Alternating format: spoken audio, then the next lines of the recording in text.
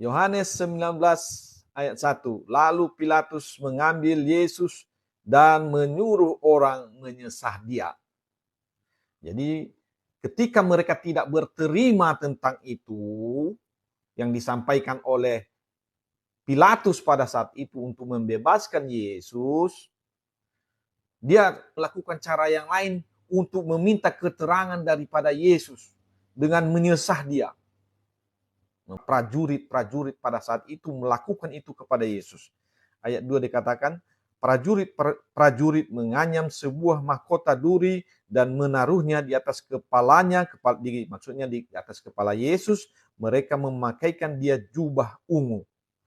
Ayat ketiga, dan sambil maju ke depan, mereka berkata, "Salam, hai Raja orang Yahudi." Lalu mereka menampar mukanya. Jadi inilah yang dialami oleh Tuhan Yesus, saudara. Dan ini disaksikan oleh Rasul Yohanes. Jadi mereka mengejeknya, bahkan menampar dia. Setelah itu, Pilatus keluar lagi dan berkata kepada mereka, "Lihatlah, aku membawa dia keluar kepada kamu, supaya kamu tahu bahwa aku tidak mendapati kesalahan apapun padanya." Jadi walaupun Yesus telah dipukul, disesah dia, diejek dia, Pilatus tidak mendapatkan kesalahan apapun. Tidak ada satu kesalahan yang bisa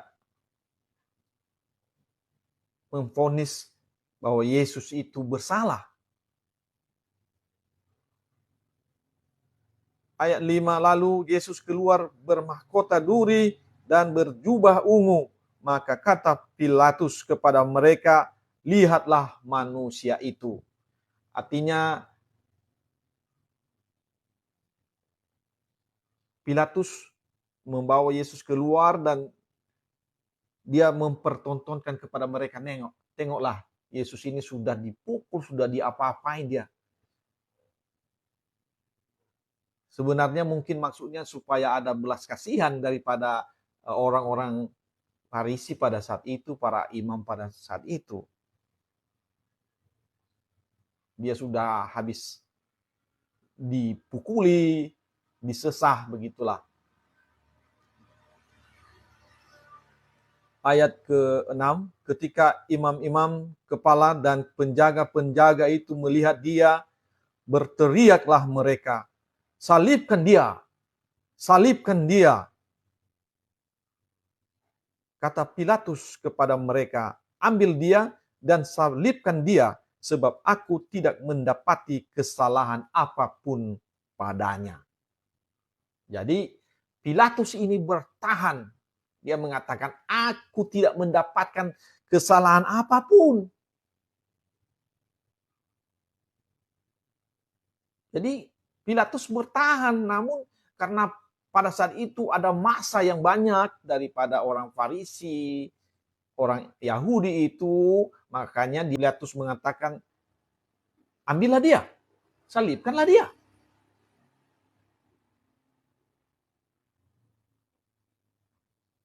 Ayat 7, jawab orang-orang Yahudi itu kepadanya, "Kami mempunyai hukum, dan menurut hukum itu ia harus mati, sebab ia menganggap dirinya sebagai anak Allah." Jadi tuntutan daripada orang-orang Farisi ini, orang-orang Yahudi ini, bahwa Yesus bersalah karena dia mengatakan bahwa dia adalah anak Allah. Itulah yang menyebabkan mereka mengambil keputusan bahwa Yesus harus mati. Itulah yang menyebabkan mereka mengambil keputusan bahwa Yesus harus mati. Ayat 8, ketika Pilatus mendengar perkataan itu, bertambah takutlah ia. Jadi kita bisa melihat di sini bahwa Pilatus ini adalah seorang yang mengadili dengan hati yang bersih. Makanya dia mengatakan bahwa Yesus itu tidak bersalah. Kenapa dia harus dihukum? Ketika dia mendengar bahwa Yesus telah mengatakan bahwa dia anak Allah, dia semakin ketakutan. Ih, bahaya ini. Dia merasa, nanti kalau kubuat ini saya bersalah kepada Tuhan, bukan hanya kepada manusia. Itu sebenarnya makanya dia terus membela Yesus. Karena dia memiliki hati yang bersih sebagai seorang hakim pada saat itu. Ayat 9, lalu ia masuk pula ke dalam gedung pengadilan dan berkata kepada Yesus, "Dari manakah asalmu?" Tetapi Yesus tidak memberi jawab kepadanya. Karena Pilatus ini ketakutan, makanya dia tanya, "Dari mana asalmu?" Namun Yesus tidak menjawab. Ayat 10, maka kata Pilatus kepadanya, "Tidakkah engkau mau bicara dengan aku? Tidakkah engkau tahu bahwa aku berkuasa untuk membebaskan engkau dan berkuasa juga untuk menyalibkan engkau?" Jadi karena Yesus diam, dia pikir Yesus itu kalau dia dia memohon kepadaku lah.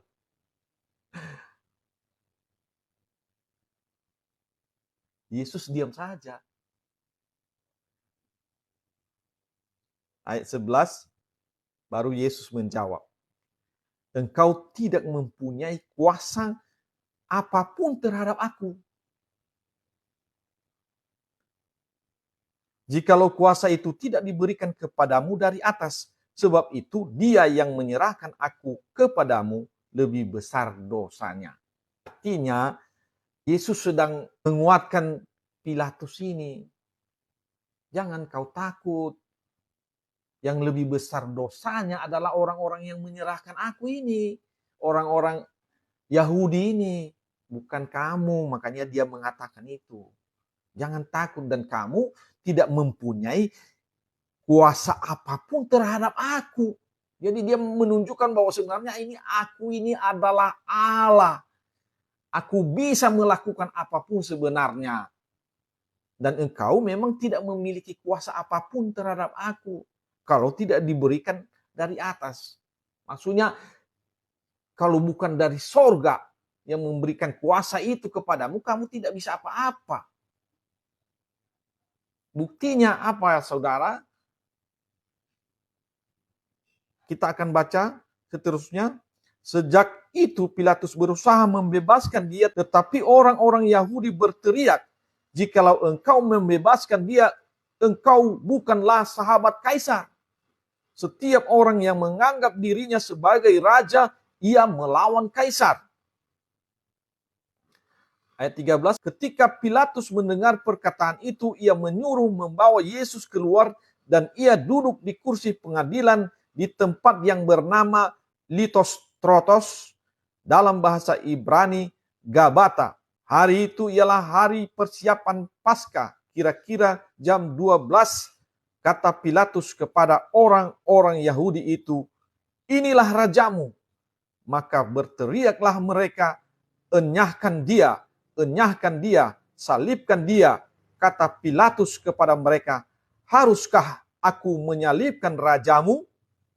Jawab imam-imam kepala, "Kami tidak mempunyai raja selain daripada Kaisar." Ayat 16, akhirnya Pilatus menyerahkan Yesus kepada mereka untuk disalibkan. Dan inilah yang terjadi, saudara. Benar yang dikatakan oleh Tuhan Yesus bahwa engkau Pilatus, kamu tidak memiliki kuasa apapun padaku kalau tidak diberikan dari atas. Kuasa itu diberikan dari atas. Hanya dengan mendengar saja bahwa apa yang disampaikan oleh para imam ini, mereka mengatakan bahwa setiap orang yang menganggap dirinya sebagai raja, ia melawan Kaisar. Dan mereka mengatakan, engkau bukanlah sahabat Kaisar. Ketika dia mendengar itu, dia jadi kalah. Dia menyerah. Jadi artinya ada atasan daripada Pilatus itu lagi. Yaitu ada Kaisar. Ketika mereka diadu, Pilatus ketakutan. Makanya dia mengalah jadinya. Jadi benarlah perkataan Yesus yang dia sampaikan ini tadi. Di ayat 11 ini, Yesus menjawab, engkau tidak mempunyai kuasa apapun terhadap aku, jikalau kuasa itu tidak diberikan kepadamu dari atas. Dan itu terjadi, saudara. Di saat itu juga terjadi bahwa Pilatus itu tidak berkuasa apapun jadinya. Ketika ia diperhadapkan dengan nama Kaisar. Jadi benarlah yang disampaikan oleh Tuhan Yesus ini, kamu, hai Pilatus, kamu tidak memiliki kuasa apapun terhadap aku. Jikalau kuasa itu tidak diberikan kepadamu dari atas. Ini tidak lama, saudara. Hanya beberapa saat saja Pilatus sudah kalah. Dan dia akhirnya menyerah. Akhirnya Pilatus menyerahkan Yesus kepada mereka untuk disalibkan. Mereka menerima Yesus. Ayat 17, sambil memikul salibnya, ia pergi keluar ke tempat yang bernama tempat kengkorak, dalam bahasa Ibrani, Golgota.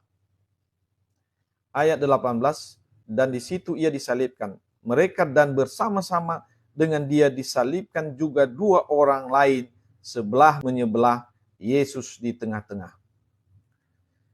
Ayat 19, dan Pilatus menyuruh memasang juga tulisan di atas kayu salib itu, bunyinya, Yesus orang Nazaret, Raja orang Yahudi. Ayat 20, banyak orang Yahudi yang membaca tulisan itu, sebab tempat di mana Yesus disalibkan letaknya dekat kota, dan kata-kata itu tertulis dalam bahasa Ibrani, bahasa Latin, dan bahasa Yunani. Jadi ada 3 bahasa, saudara, dituliskan oleh Pilatus. Artinya, paling tidak inilah kuasaku. Dia tulis itu. Makanya dikatakan di sini di ayat 21, maka kata imam-imam kepala orang Yahudi kepada Pilatus, jangan engkau menulis Raja orang Yahudi, tetapi bahwa ia mengatakan, aku adalah Raja orang Yahudi. Jawab Pilatus, apa yang kutulis, tetap kutulis. Jadi, kemampuan dari Pilatus hanya sampai di situ. Artinya tulisannya nggak boleh lagi dihapus. Nggak boleh lagi ditukar. Apa yang kutulis, itulah dia. Jadi 3 bahasa, saudara. Jadi semua orang tahu ini adalah Raja orang Yahudi. Jadi mereka malu. Imam-imam besar ini malu. Masa raja kita disalibkan? Ayat 23. Sesudah prajurit-prajurit itu menyalibkan Yesus, mereka mengambil pakaiannya, lalu membaginya menjadi 4 bagian untuk tiap-tiap prajurit 1 bagian. Berarti 4 orang lah orang ini yang menyalibkan Yesus ini.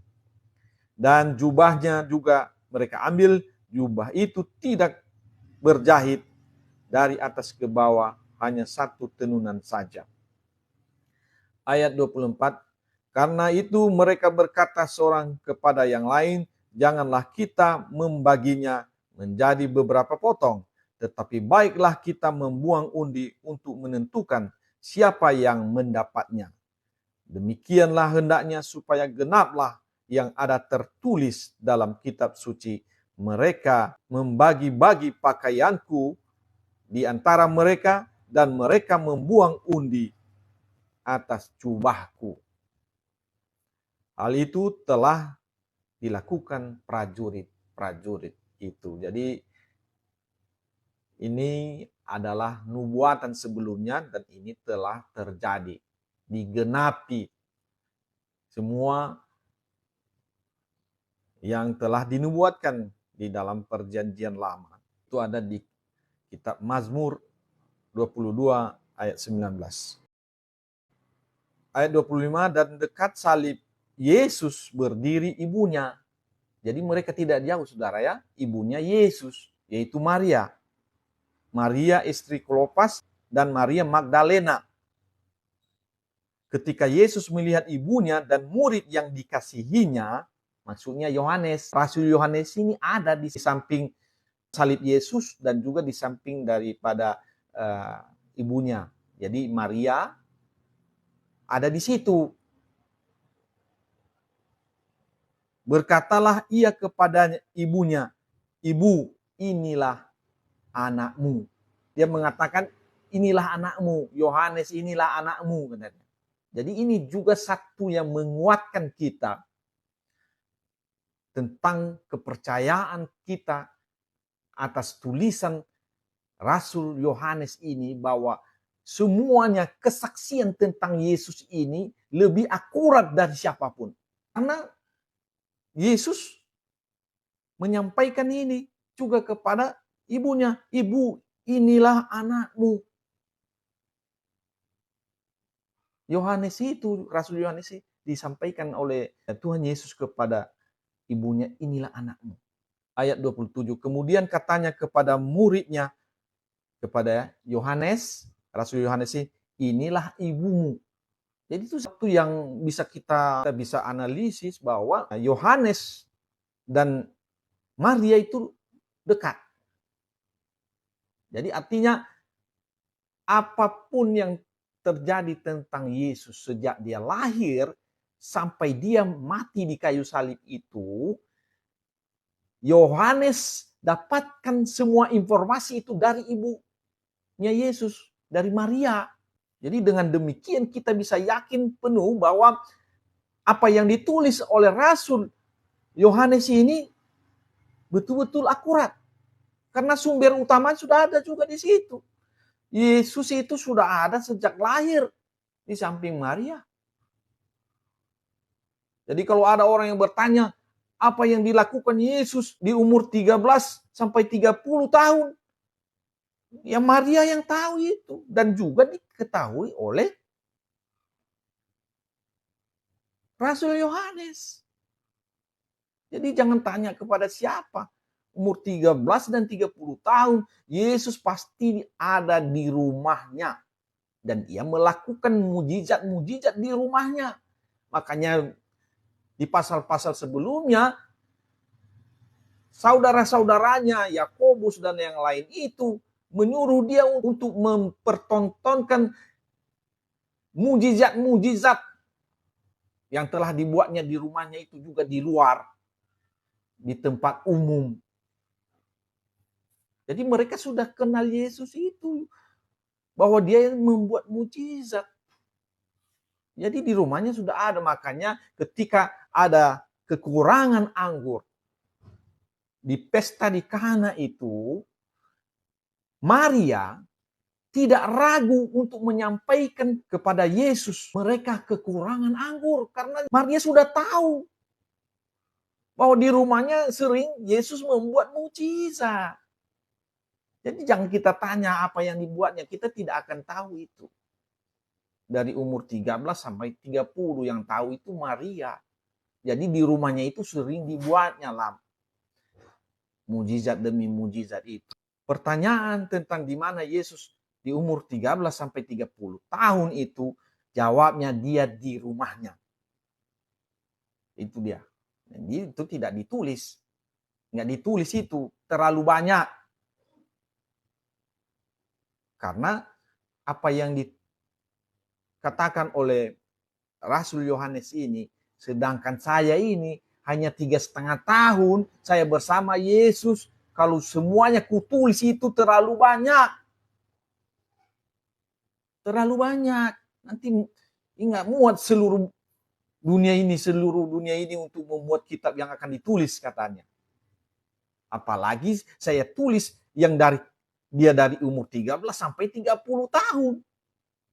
Nggak. Jadi yang paling penting sebenarnya ketika kamu sudah membaca apa yang telah saya tulis ini di Injil Yohanes ini, kamu bisa mengenal Yesus dengan benar. Yesus itu adalah Mesias. Itulah pernyataan daripada Rasul Yohanes. Kita bisa baca itu di Yohanes 21 ayat 25. Masih banyak hal-hal lain lagi yang diperbuat oleh Yesus. Tetapi jikalau semuanya itu harus dituliskan satu persatu, maka agaknya dunia ini tidak dapat memuat semua kitab yang harus ditulis itu. Nggak akan muat.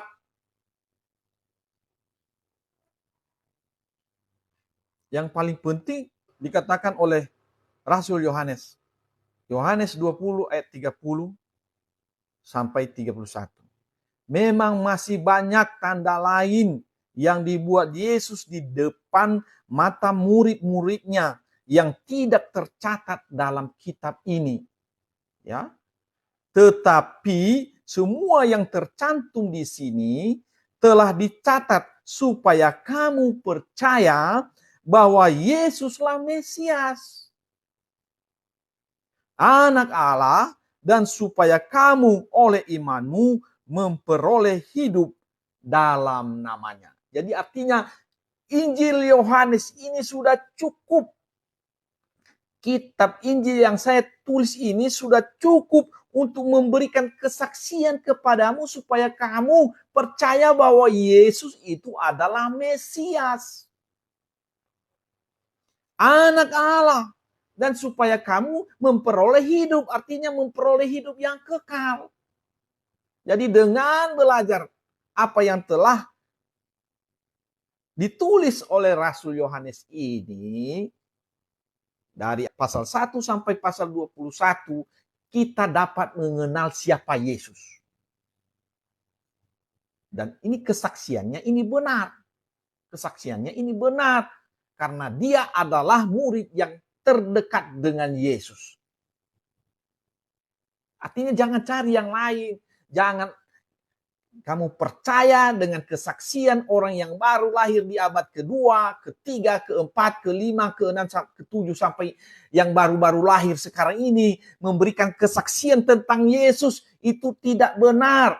Yang benar adalah kesaksian yang diberikan oleh Rasul Yohanes ini, karena dia adalah murid yang paling dekat dengan Yesus, dan bahkan ibunya Yesus yaitu Maria juga tinggal bersama dengan Rasul Yohanes ini setelah kejadian ini. Setelah Yesus disalibkan, kata Yesus kepada Yohanes, inilah ibumu. Kepada ibu Yesus, kepada Maria, Yesus mengatakan, inilah anakmu. Itu tertuju kepada Yohanes, Rasul Yohanes. Kita baca sekali lagi. Ayat 26, ketika Yesus melihat ibunya dan murid yang dikasihinya di sampingnya, berkatalah ia kepada ibunya, ibu, inilah anakmu. Kemudian katanya kepada muridnya, inilah ibumu. Dan sejak saat itu murid itu menerima dia di dalam rumahnya. Artinya dia sudah mengakui bahwa Maria itu sebagai ibunya. Jadi artinya kalau dia bertanya tentang Yesus pun, Rasul Yohanes bertanya tentang Yesus ini, pasti dia bisa dapatkan daripada Maria. Jadi itu tidak perlu ditulis yang umur 13 sampai 30 tahun.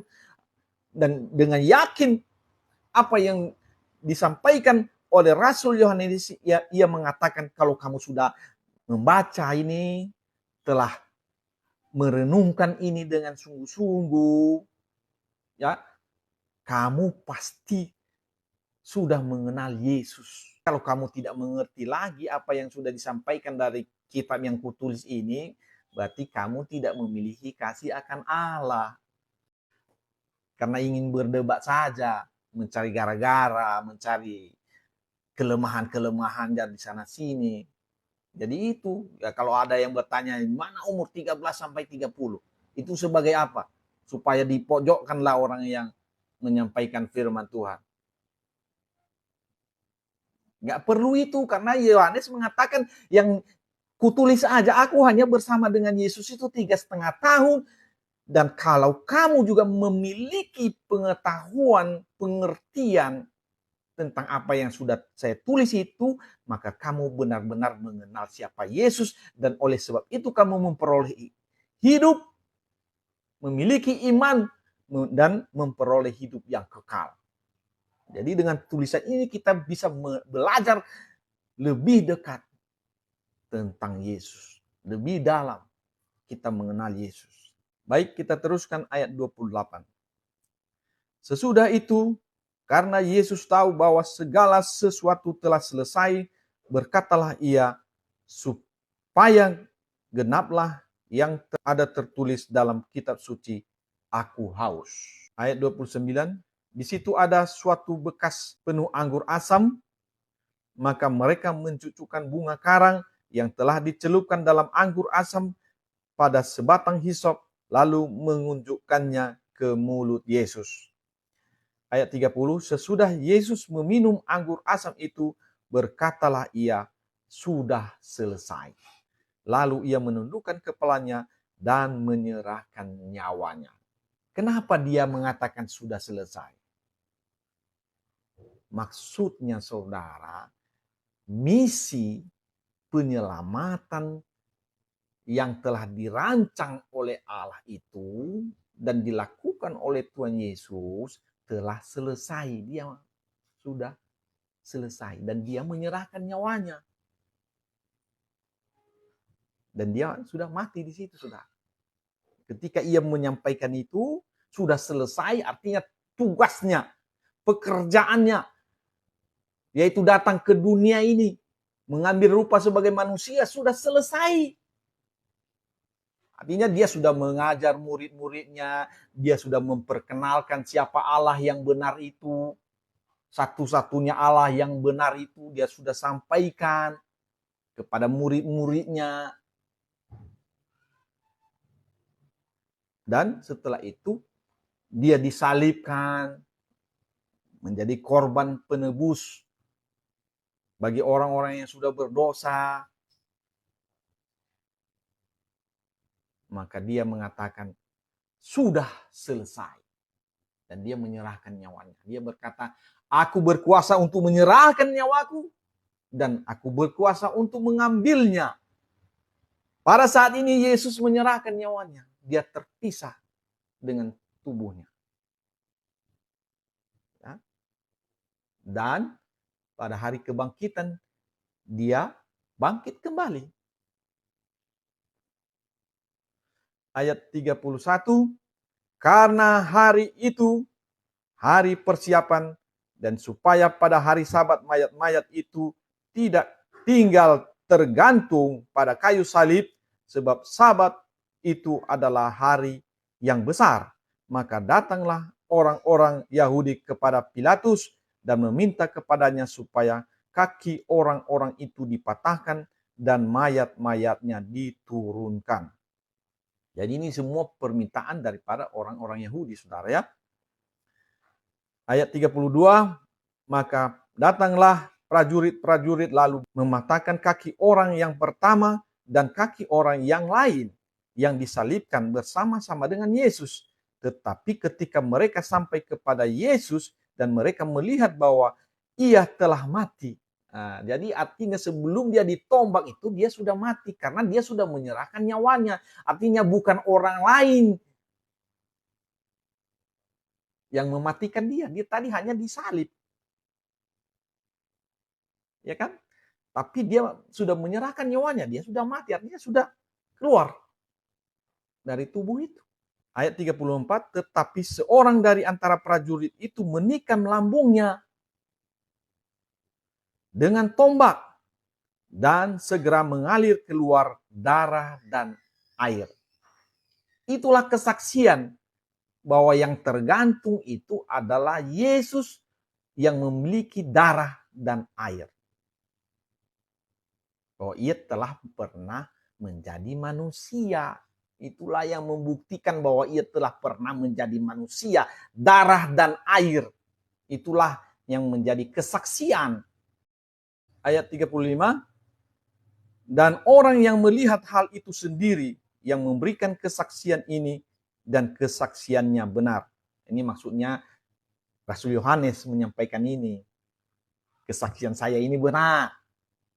Bahwa ia mengatakan kebenaran supaya kamu juga percaya. Jadi ini disampaikan oleh Rasul Yohanes supaya kita percaya. Dan kita memperoleh hidup yang kekal. Itu maksudnya ini ditulis, saudara. Jadi artinya dilihatnya di depan matanya itu. Bukan jauh, dia dekat sekali. Makanya dia bisa bicara.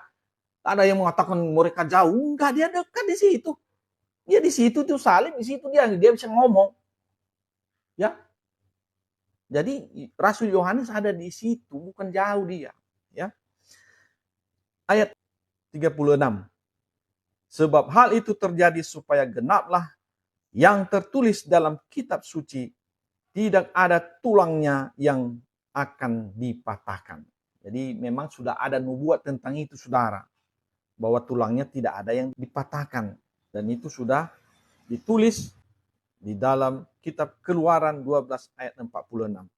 Ayat 38, sesudah itu Yusuf dari Arimatea, ia murid Yesus, tetapi sembunyi-sembunyi karena takut kepada orang-orang Yahudi. Meminta kepada Pilatus supaya ia diperbolehkan menurunkan mayat Yesus. Jadi ada seorang murid yang sembunyi-sembunyi. Jadi banyak ini. Murid-murid Yesus ini ada yang lain, bukan hanya yang 12 itu, tapi yang dipilih langsung oleh Yesus ini yang 12 itu. Nah, tapi ada lagi yang lain yang sembunyi-sembunyi karena mereka takut kalau mereka menjadi murid Yesus, mereka dikucilkan. Begitu juga Nikodemus itu. Nikodemus itu juga malam-malam dia datang kepada Yesus untuk meminta petunjuk. Dan Yesus telah menyampaikan kepadanya, barang siapa yang tidak dilahirkan kembali, dia tidak dapat melihat kerajaan Allah. Itu Yohanes 3 ayat 3. Tidak seorang pun dapat melihat, hanya melihat saja. Harus lahir kembali. Harus dilahirkan kembali baru dapat melihat kerajaan Allah. Jadi artinya kerajaan Allah itu adalah sesuatu yang berbeda dengan kerajaan dunia. Jadi dituntut untuk lahir kembali. Di ayat 5 dikatakan, Yohanes 3 ayat 5 dikatakan, kamu harus dilahirkan dari air dan roh. Jadi kalau ada orang yang bersaksi tentang kerajaan Allah, tentang firman Tuhan, kalau dia tidak dilahirkan kembali, berarti sebenarnya yang dia sampaikan itu tidak benar. Kenapa? Karena dia belum dilahirkan kembali, tapi dia sudah menyampaikan tentang kerajaan Allah. Padahal menurut Yesus, orang yang tidak dilahirkan kembali, dia tidak dapat melihat. Apalagi masuk. Kalau orang bercerita tentang kerajaan Allah, tapi dia tidak dapat melihat kerajaan Allah itu, mana bisa, mana mungkin. Jadi Yesus mengatakan syaratnya untuk bisa melihat kerajaan Allah itu, mengetahui kerajaan Allah itu, masuk ke dalam kerajaan Allah itu, orang harus dilahirkan kembali. Harus dilahirkan dari air dan roh. Jadi orang yang mengaku dia penginjil, dia ini, itu, dan ini, walaupun dia tidak pernah dilahirkan kembali, belum pernah dibaptis dia. Itu salah, itu hanya pengetahuan. Karena semua yang ditulis ini rahasia Allah. Jadi biarpun saudara baca Alkitab ini, kalau saudara tidak melakukan firman yang disampaikan oleh Tuhan Yesus, saudara tidak akan mengerti firman Tuhan ini. Syarat utamanya yaitu harus dilahirkan kembali. Yohanes pasal 3 ayat 3 dan di Yohanes 3 ayat 5 itu dikatakan kamu harus dilahirkan dari air dan roh. Itu maksudnya dibaptis dengan air dan dibaptis dengan Roh Kudus. Dan yang pertamanya dulu, ikuti, lahir dulu dari air. Baru nanti setelah kamu memang dibersihkan dan layak untuk menjadi tempat Roh Kudus, untuk menjadi bait Allah, maka kamu akan dibaptis dengan Roh Kudus. Dan itu telah terjadi kepada murid-muridnya. Ada 12 murid Yesus dan diajar Yesus di siang dan malam selama 3,5 tahun. Dan mereka ada 12 orang. Dan 1 orang tidak lulus. Yudas Iskariot itu, saudara, sudah dibaptis dengan air. Bahkan dia sudah ikut untuk membaptis. Namun dia tidak dibaptis dengan Roh Kudus. Karena dia gagal. Karena dia tidak melakukan firman Tuhan. Dia pengikut Yesus, tetapi dia berada di dalam kepura-puraan. Dia tidak melakukan kebenaran. Dan apa yang terjadi? Maka dia bisa dirasuki oleh iblis sehingga ia menyerahkan Yesus. Sebenarnya tanpa dia menyerahkan Yesus pun, Yesus tetap disalibkan karena itu sudah ada nubuatannya dari perjanjian lama. Sudah ada di kitab para nabi itu bahwa itu pasti terjadi, tapi celakalah dia yang melakukan itu, mengambil bagian dalam hal itu. Jadi itu 12 murid tapi satu orang gagal. Jadi kalau ada orang mau menyampaikan firman Tuhan itu, namun belum dilahirkan kembali, yang terjadi nanti adalah salah. Salah dalam menyampaikan, karena dia tidak bisa melihat. Dia tidak bisa melihat kerajaan Allah itu. Bagaimana dia menyaksikan kepada orang lain? Karena syaratnya belum diikutinya. Syarat untuk bisa melihat kerajaan Allah, bahkan untuk masuk dalam kerajaan Allah itu, Yesus mengatakan harus dilahirkan dari air dan roh. Makanya Yesus menyampaikan kepada murid-muridnya di Kisah Para Rasul 1 ayat 8, kamu akan menerima kuasa kalau Roh Kudus turun atasmu. Kisah Para Rasul 1 ayat 8. Dan kamu akan menjadi saksiku. Jadi penginjil itu sebenarnya adalah saksi Tuhan. Bukan orang yang membaca Alkitab, terus mengolahnya, mempelajari bahasanya ini, itu, dan itu. Tapi dia tidak melakukan firman Tuhan. Dia tidak belajar taat. Dia tidak mau menjadi murid Yesus. Mana dia tahu itu? Karena ada syaratnya yang tidak dilakukannya. Jadi ketika Roh Kudus turun atas murid-murid itu, di Kisah Para Rasul 2 ayat 1-4 itu, mulai dari situlah mereka mempunyai kuasa untuk memberitakan firman Tuhan. Makanya ketika pada saat itu Petrus berkhotbah begitu luar biasa dan orang-orang melihat luar biasa. Apa yang terjadi? 3.000 orang bertobat pada saat itu. Itulah kuasa yang dijanjikan oleh Tuhan Yesus itu. Jadi kalau ada orang mengajar tentang firman Tuhan dan memberikan argumentasinya tanpa ia melakukan firman Tuhan ini, yaitu harus dilahirkan kembali, dilahirkan dari air dan roh, itu sebenarnya seperti kita yang belum pernah pergi ke negara lain. Tetapi kita menyaksikan negara lain ini begini begitu. Ada murid-murid Yesus yang lain yang tidak terdaftar sebagai muridnya, tetapi mereka mengikut Yesus juga. Ya. Termasuklah Yusuf ini, Yusuf dari Arimatea. Dan dialah yang meminta kepada Pilatus supaya ia diperbolehkan menurunkan mayat Yesus, dan Pilatus meluluskan permintaannya itu. Lalu datanglah ia dan menurunkan mayat itu. Ayat 39, juga Nikodemus datang ke situ. Jadi ada dua orang ini. Ya, Nikodemus ini adalah orang Farisi, pengajar Israel. Juga diam-diam menjadi murid Yesus. Dialah yang mula-mula datang pada waktu malam kepada Yesus. Ia membawa campuran minyak mur dengan minyak gaharu, kira-kira 50 kati beratnya. Jadi mereka lah yang menurunkan mayat Yesus. Mereka mengambil mayat Yesus, mengapaninya dengan kain lenan dan membubuhinya dengan rempah-rempah menurut adat orang Yahudi. Kenapa adat orang Yahudi? Karena Yesus adalah orang Yahudi. Jadi menurut adat ini saudara ya, bukan menurut ajaran Kristen itu. Itu menurut adat. Kalau ada yang komplain kenapa orang Kristen dibeginiin, kalau mati dipetikan dan lain-lain itu, ya itu menurut adat orang itu juga. Kalau kita dari orang Yahudi, ya kita dibuat seperti ini. Kalau kita juga orang Indonesia, orang siapa, ya terserah adat di situ. Itu yang terjadi. Jadi jangan disamakan kenapa orang Kristen tidak menurut seperti Yesus. Karena itu tidak ada hubungannya lagi. Tidak ada hubungannya dengan keselamatan. Keselamatan itu didapatkan ketika kita melakukan kehendak Allah. Dan apa yang diajarkan oleh Tuhan Yesus itu kita lakukan. Seperti itu tadi harus dilahirkan kembali. Kita lakukan itu. Dan itu saat awal kita dibimbing oleh Tuhan untuk mengenal Dia lebih dalam lagi.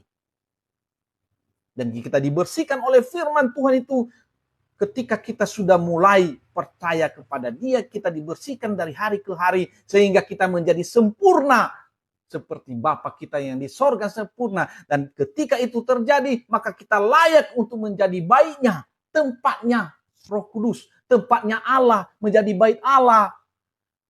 Jangan bilang begitu langsung mengaku jadi Kristen, kita langsung masuk Roh Kudus itu. Tidak, harus dibersihkan dulu sehingga kita layak. Banyak orang mengatakan, bagaimana itu? Bagaimana kita suci? Kan nggak mungkin kita. Yesus mengatakan bahwa firman yang telah kusampaikan itu membersihkan kamu. Kenapa bisa bersih? Karena ketika disampaikan itu firman dan kita melakukannya, maka kita bersih. Tapi kalau kita mendengar firman Tuhan itu dan kita tidak melakukannya, kita tidak bersih. Seperti Yudas Iskariot itu, tidak bersih dia. Makanya Yesus hanya menyampaikan kata-kata itu ya di Yohanes 15 itu, dia hanya sampaikan itu ketika Yudas Iskariot sudah tidak ada lagi di tengah-tengah mereka. Karena memang dia tidak bersih. Jadi orang-orang yang bersihlah, yang sudah dibersihkan oleh firman Tuhan, itulah yang layak menerima Roh Kudus. Layak menjadi tempat Allah. Ya, makanya kita dikatakan kita adalah bait Allah. Kalau kita juga hati kita jahat, mana mau Roh Kudus di dalam itu, saudara? Enggak lah. Karena Allah itu suci. Yesus itu suci. Rasul Yohanes mengatakan kita harus menyucikan diri. Sama seperti Yesus adalah suci. Itu ada syarat dan ketentuannya. Bukan kita membuat KTP kita orang Kristen, kita sudah suci. Kita sudah ini. Tidak seperti itu. Kita sudah menjadi bait Allah. Enggak. Ada hal-hal yang kita lakukan. Kita harus melakukan firman Tuhan. Dan itu kita bisa baca di Injil Yohanes ini. Dan ada di Injil-Injil yang lain. Ya, di Injil Matius, Lukas, dan Markus. Ada perkataan-perkataan Yesus. Jadi untuk itulah Yesus datang. Untuk mengajar itu. Untuk menyelamatkan. Jadi menyelamatkan yang dimasukkan itu bukan hanya dia disalibkan saja, bukan. Artinya dengan mengajarkan kebenaran, mengajarkan hal-hal yang benar sesuai dengan kehendak Allah, orang-orang yang menjadi muridnya itu menjadi lebih baik, berubah hidupnya.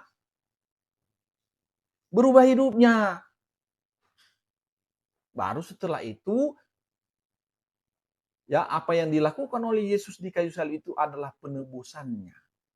Tapi cara hidup yang benar adalah seperti apa yang diajarkannya. Jadi kita melakukan cara hidup yang benar itu. Bukan hanya kita ditebus saja. Jangan juga kita sudah ditebus kemudian suka-suka kita melakukan hal yang tidak benar.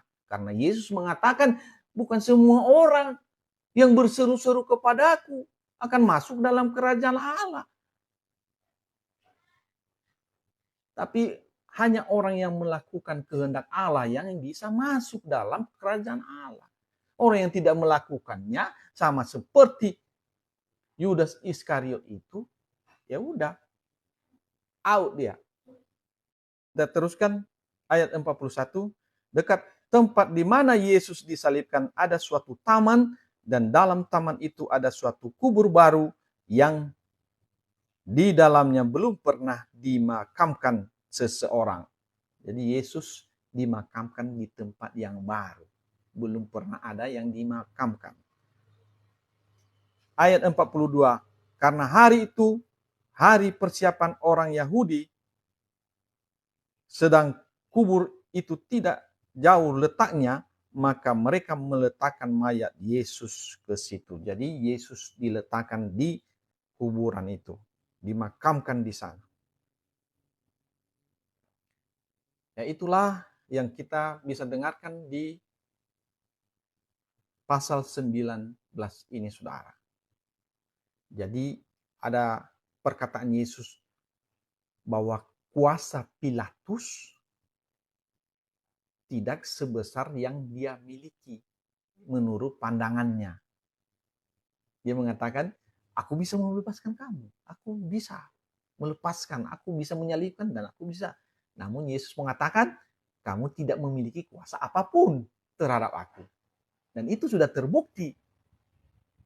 Nah, dan kita tahu bahwa sebenarnya Pilatus ini memang benar-benar mau membela Yesus. Tapi kemampuannya terbatas. Ketika ia diperhadapkan dengan pernyataan-pernyataan imam-imam besar pada saat itu, bahwa apabila kamu melakukan itu, membebaskan Yesus, kamu melawan kaisar. Nah, karena Yesus sudah mengaku bahwa dia adalah raja. Jadi tidak ada raja selain kaisar. Dengan itu, Pilatus menyerah. Dan dia hanya memiliki kuasa untuk apa? Untuk menempelkan tulisan di atas salib Yesus itu, dia adalah raja orang Yahudi. Dan dengan 3 bahasa, supaya orang tahu. Artinya dia sebenarnya sedang mempermalukan orang Yahudi. Maka orang-orang Yahudi marah kepada Pilatus, tetapi dia juga berkuasa untuk itu. Sampai di situ dia berkuasa. Ini saudara yang kekasih, kita melihat bahwa segala sesuatu yang terjadi kepada Yesus itu sudah dinubuatkan dari mulanya. Jadi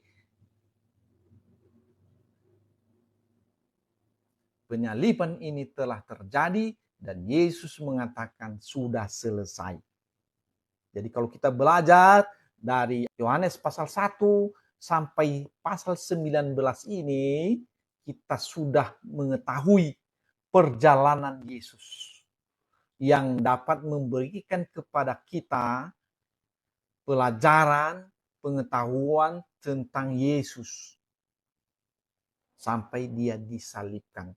Jadi sudah selesai. Jadi artinya murid-muridnya itu sudah selesai dibersihkan, diberikan keyakinan yang benar, sehingga mereka layak untuk menerima Roh Kudus. Dan itu nanti akan terjadi setelah Yesus disalibkan ini, 50 hari setelah ini, mereka akan menerima baptisan Roh Kudus. Demikian saudara yang kita pelajari pada hari ini. Semoga Tuhan memberkati kita, memberikan kita damai sejahtera dan sukacita oleh Roh Kudus. Salam.